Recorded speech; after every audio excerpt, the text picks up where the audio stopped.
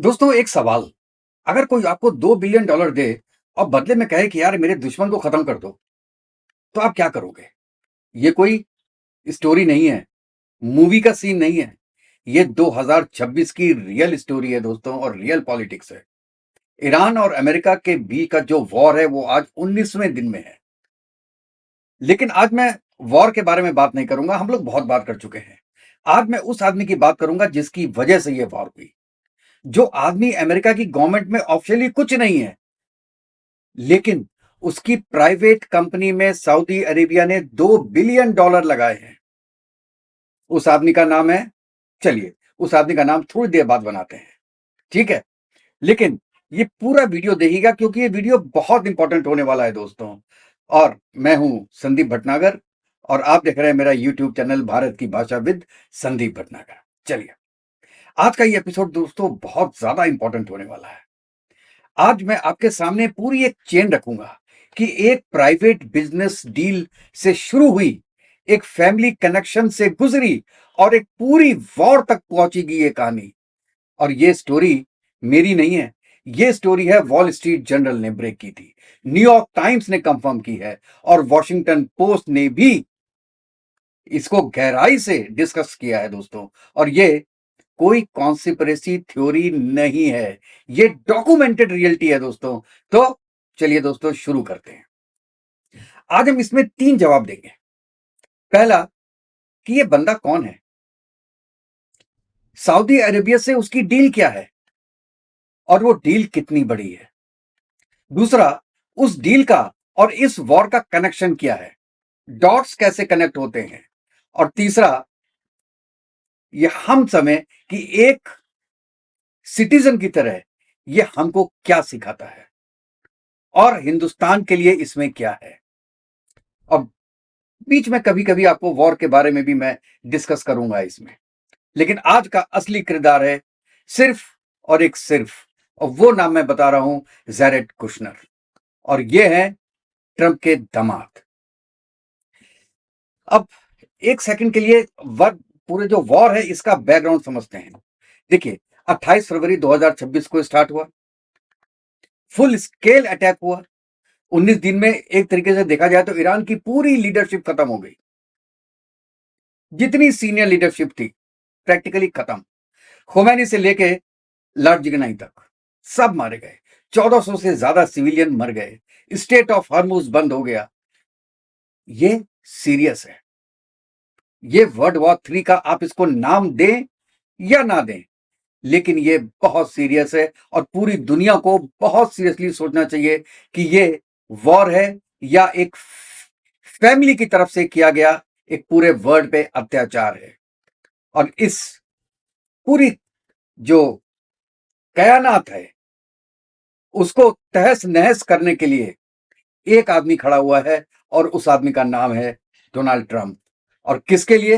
वो अपने दामाद के लिए, जिनका नाम आपने पहले सुना, जैरेड कुशनर।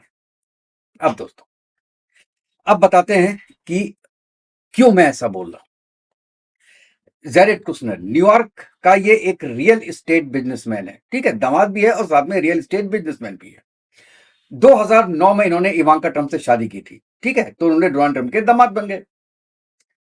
2017 में जब ट्रंप पहली बार प्रेसिडेंट बने थे तो कुशनर को व्हाइट हाउस में एक सीनियर एडवाइजर बनाया गया था और उनकी मेन रिस्पॉन्सिबिलिटी क्या थी? Middle east. उस दौरान में उन्होंने अब्राहम अकॉर्ड नेगोशिएट किया था। इजराइल ने यूएई और ये जो बहरीन है उनके रिलेशंस जो आपस में थे उनको नॉर्मलाइज किया था। और इसी प्रोसेस में एक बहुत ही इंपॉर्टेंट फ्रेंडशिप बनी मिडिल ईस्ट की और जैरेड कुशनर की और सऊदी अरेबिया के क्राउन प्रिंस मोहम्मद बिन सलमान की, जिनको हम अब एमबीएस बोलेंगे। अब इनकी केमिस्ट्री हो गई उससे और ये बहुत क्लोज हो गए। इतने क्लोज हुए कि 2018 में जब एक, आपको याद होगा, जर्नलिस्ट जमाल कुशोगी को सऊदी अरेबिया के एजेंट्स ने मार गिराया था, तो अमेरिकन इंटेलिजेंस ने उस वक्त कहा था कि एमबीएस ने यह मर्डर पर्सनली नहीं किया है। लेकिन और उनकी पूरी जो गवर्नमेंट है उस वक्त, ये बात थी कुशनर की, लेकिन पूरी गवर्नमेंट यूएस की वो बोलती थी कि हाँ, एमबीएस ने कुशनर को मरवाया है। अब क्या हुआ, लेकिन जो ये कुशनर है, इन्होंने ट्रंप को उस वक्त कन्विंस किया कि किसी तरीके से एमबीएस को बचाओ। तो आप समझ सकते हैं ये फ्रेंडशिप इतनी गहरी हो गई थी, और यही फ्रेंडशिप आगे चलकर एक बहुत बड़ा फाइनेंशियल ट्रांजैक्शन बन गई।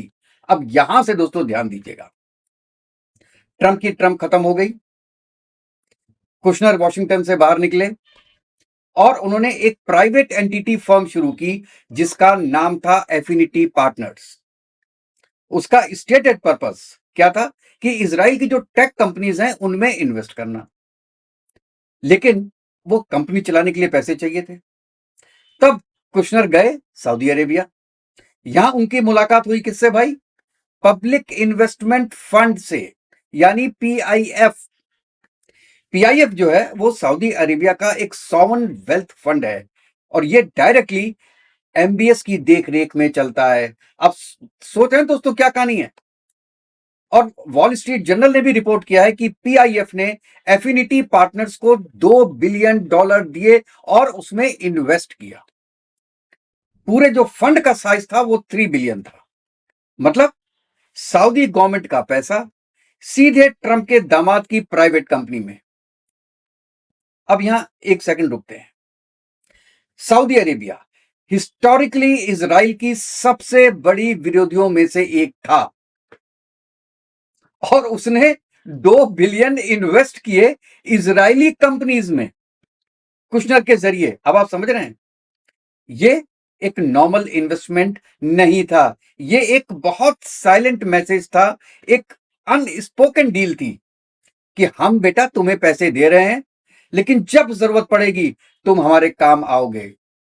और जरूरत कब पड़ी? 2025 और 2026 में। क्या जरूरत पड़ी? अब देखिए, बीच में मैं एक वॉर अपडेट आपको देता हूं कि डे 10 पर ईरान ने स्टेट ऑफ हॉर्मुज बंद कर दिया, ऑयल प्राइसेस 40% जंप हो गए, इंडिया में भी पेट्रोल महंगा शुरू हो गया। मतलब इंडिया परचेज कर रही है, वो महंगा परचेज कर रही है। ये सब सिचुएशन तो आपको पता है, क्योंकि अब हम आते हैं कुशनर पे वापस, और यहीं से असली कहानी शुरू होती है। नवंबर 2024 ट्रंप फिर से प्रेसिडेंट बनते हैं, और कुशनर ऑफिशियली कोई पोस्ट नहीं, फिर से वॉशिंगटन में सबसे पावरफुल लोगों में शामिल हो जाते हैं। ट्रंप ने ऑफिशियली स्टीव विल्टकॉफ को मिडिल ईस्ट का एनवॉय अपॉइंट किया है। विल्टकॉफ इजराइल गाजा सीज फायर पे फोकस करते हैं, लेकिन broader Iran policy, Saudi relations, big pictures, middle east strategy, ये सब कुशनर देखने लगे हैं। ये उनके अंडर की टेरिटरी है, और ट्रंप डायरेक्ट उनसे बात करते हैं और उनकी सुनते हैं। और उन्होंने अभी बोला ना कि भैया हमको तो गलत इंफॉर्मेशन दी गई थी, और हमको ये बोला गया था, कुशनर ने बोला था हमसे कि जैसे कि आप अगर ईरान पे वॉर नहीं करेंगे तो ईरान आप पे वॉर कर देगा बहुत जल्दी, इसलिए हमको सडन एक्शन लेना पड़ेगा। ये तो आपने सुना होगा। बंदा अपने दामाद को नहीं छोड़ रहा भाई साहब, ठीक है ना। तो यहाँ ये तो आपने ऑफिशियल, मतलब ये सब कुशनर की टेरिटरी थी, लेकिन सब अनऑफिशियल था। और जैसे कि आपको पहले पता, क्योंकि वो फैमिली है इसलिए ट्रंप सबसे ज्यादा उनकी सुनते थे। अब यहां न्यूयॉर्क टाइम्स ने एक बहुत बड़ा खुलासा किया।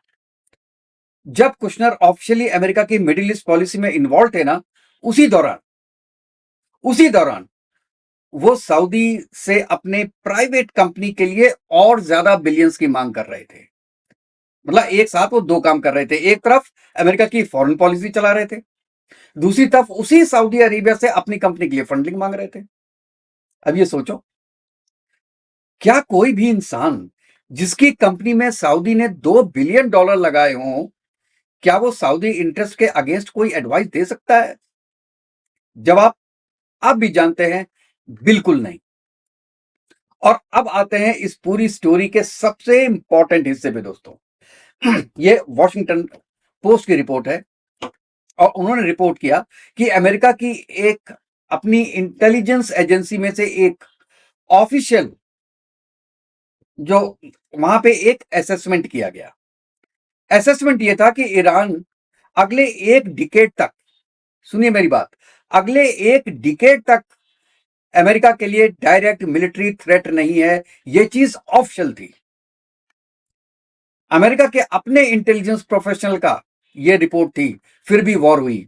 क्यों? वहीं वॉशिंगटन पोस्ट आगे कहती है कि यह डिसीजन हुआ वीक्स ऑफ प्राइवेट लॉबिंग के बाद। इजराइल की लॉबिंग थी, लेकिन उससे भी इंपॉर्टेंट सऊदी अरेबिया की लॉबिंग थी।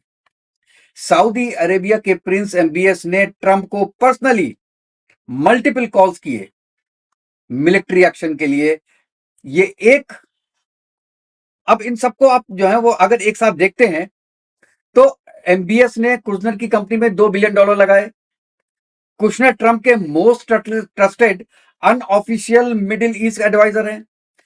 एमबीएस ने ट्रंप को पर्सनली कॉल करके ईरान पे अटैक मांगा। अमेरिका की अपनी इंटेलिजेंस ने कहा कि ईरान कोई इमीडिएट थ्रेट नहीं है, फिर भी वॉर हुई। ये डॉट्स आपस में कनेक्ट करते हैं और ये कनेक्शन दोस्तों बहुत खतरनाक है।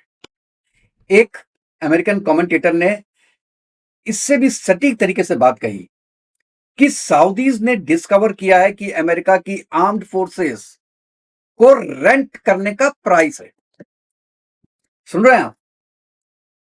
मतलब कि अमेरिका की फोर्स, जैसे पाकिस्तान की फोर्स रेंटेड है, वैसे अमेरिका की फोर्स भी रेंटेड है। देखिए, इसीलिए बहुत दोस्ती है पाकिस्तान और अमेरिका में। और उसका प्राइस क्या था?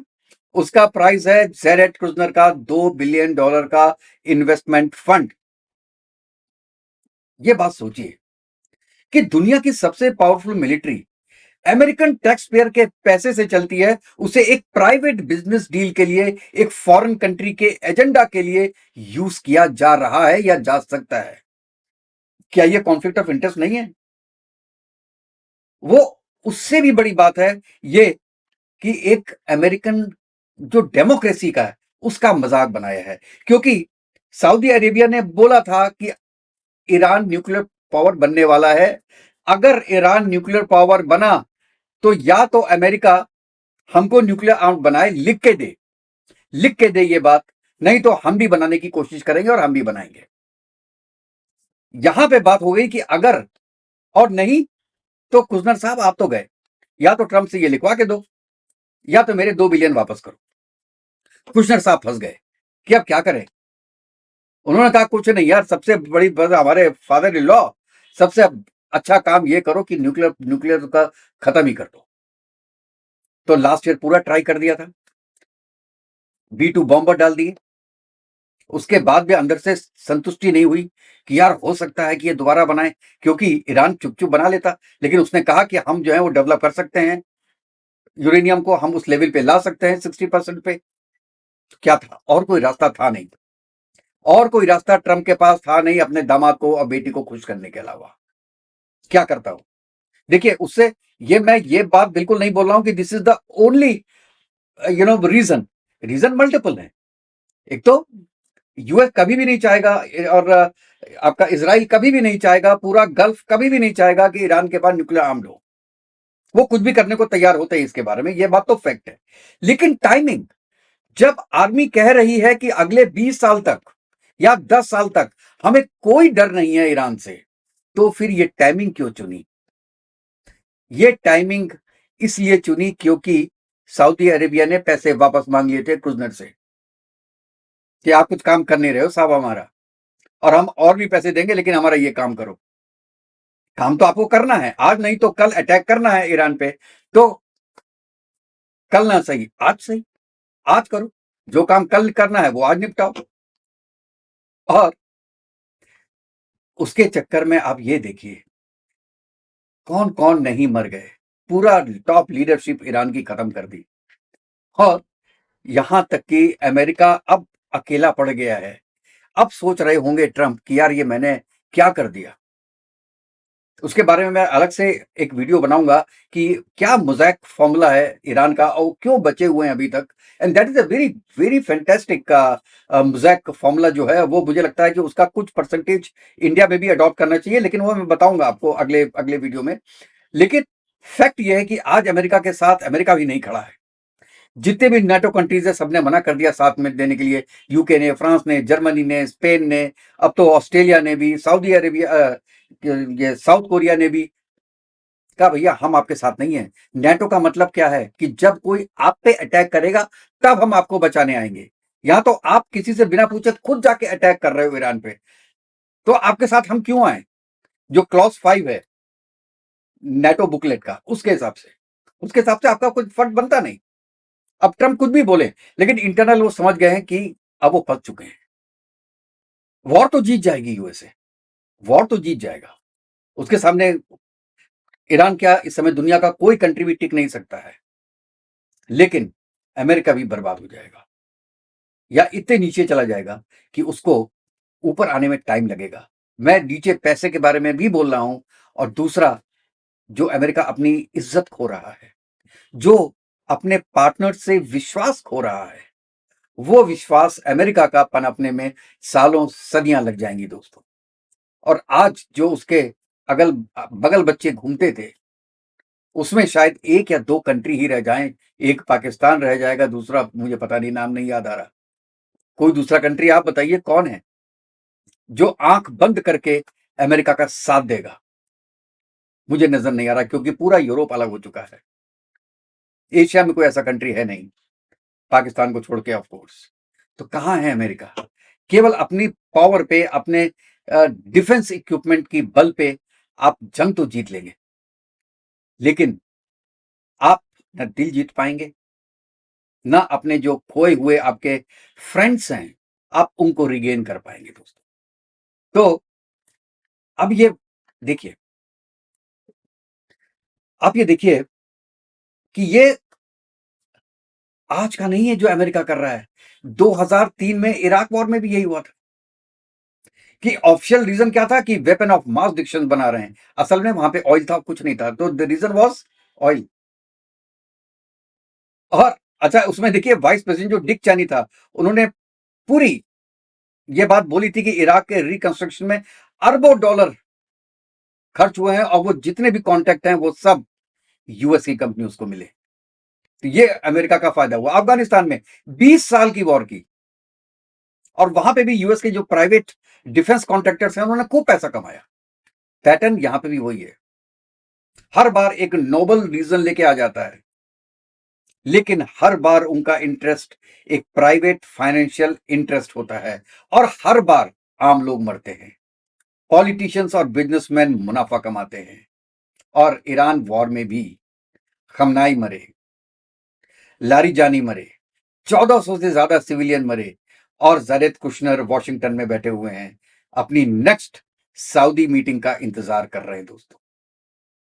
और मैं अगर आज के वीडियो का अगर आपको टेक अवे बताऊं, तो दोबारा सुनिएगा कि जरेद कुशनर कोई ऑफिशियल नहीं है, अनऑफिशियल हैं, लेकिन सबसे पावरफुल आदमी है। और जो मैं रिपोर्ट दे रहा हूं ये केवल मेरी नहीं है, ये वॉशिंगटन पोस्ट की है। और आर्मी ने खुद बोला, पाकिस्तान यूएसए की, कि ये वॉर अमेरिका के नेशनल इंटरेस्ट के लिए नहीं है। और तीसरी बड़ी बात कि ये पैटर्न कोई नया नहीं है, हर वॉर के पीछे प्राइवेट फाइनेंशियल इंटरेस्ट होते हैं दोस्तों। अब लास्ट में मैं आपको अपनी पर्सनल राय बताऊंगा दोस्तों, और मैं बिल्कुल क्लियरिटी के साथ आपको बोलता हूं कि मुझे पहले तो ईरान की गवर्नमेंट से कोई सिंपैथी नहीं है। वो एक ऑथोरिटेरियन रिजीम है, और आप भी जानते हैं उन्होंने अपने लोगों को मारा, वुमेन जितनी है वो नकाब के चक्कर में उनको सप्रेस किया। लेकिन आज का सवाल ईरान के बारे में नहीं है। आज का सवाल यह है कि क्या एक दामाद जिसकी प्राइवेट कंपनी में किसी फॉरेन गवर्नमेंट के $2 बिलियन लगे हों, क्या वो उस देश की फॉरेन पॉलिसी ऑनेस्टी से सर्व कर सकता है? जवाब है नहीं। और क्या किसी देश की आर्म्ड फोर्सेस को एक प्राइवेट बिजनेस अरेंजमेंट के लिए किसी और देश के एजेंडा के लिए यूज किया जाना चाहिए? इसका भी आपका जवाब होगा नहीं, हजारों बार नहीं। तो मैं फाइनली कहता हूं कि यूएस की गवर्नमेंट आज के दिन में ये एक डेमोक्रेटिक गवर्नमेंट है ही नहीं, ये एक फैमिली बिजनेस है। जो जो पूरे देश की फॉरेन पॉलिसी बन गई है या उसको बना दिया गया है। और जब फैमिली बिजनेस और फॉरेन पॉलिसी जब एक हो जाते हैं ना, तो लोग कीमत चुकाते हैं। और पूरी और अगर वो कंट्री यूएस है तो पूरी दुनिया उसकी कीमत चुकाती है दोस्त। और इंडिया के लिए यहां मैं एक बात बहुत साफ करूंगा कि हमें हर किसी को दोस्त बनाना है, क्योंकि सऊदी हमारा, आपको पता है, ऑयल का पार्टनर है। ईरान में चाबहार पोर्ट है, उसकी टाइज है। अमेरिका हमारा स्ट्रेटेजिक पार्टनर है। लेकिन किसी की भी प्राइवेट डील की कीमत हम नहीं चुकाएंगे, लेकिन हम चुका रहे हैं। हमारी नेशनल जो पॉलिसी है वो हमारी नीड्स के हिसाब से, हमारे इंटरेस्ट के साथ में से चलनी चाहिए। लेकिन अगर अमेरिका में कुछ चीज ऐसी होती है तो इसका इफेक्ट पूरे वर्ल्ड में होता है। ये बात आप मानिए। आप क्या कहना चाहते हैं इसके बारे में, कि जो मैं रीजन दे रहा हूं, और मैं ये कहीं नहीं कह रहा हूं कि this is the only reason, मैं ये कह रहा हूं this is one of the reason और main reason for the timing of attack. Got my point? Timing of attack का जो है ये सबसे बड़ा रीजन था। आप अपनी राय क्या देते हैं दोस्तों, बताइएगा। फिर नेक्स्ट वीडियो में मिलते हैं, तब तक के लिए जय हिंद, जय भारत, वंदे मातरम। खुश रहिएगा दोस्तों, स्वस्थ रहिएगा।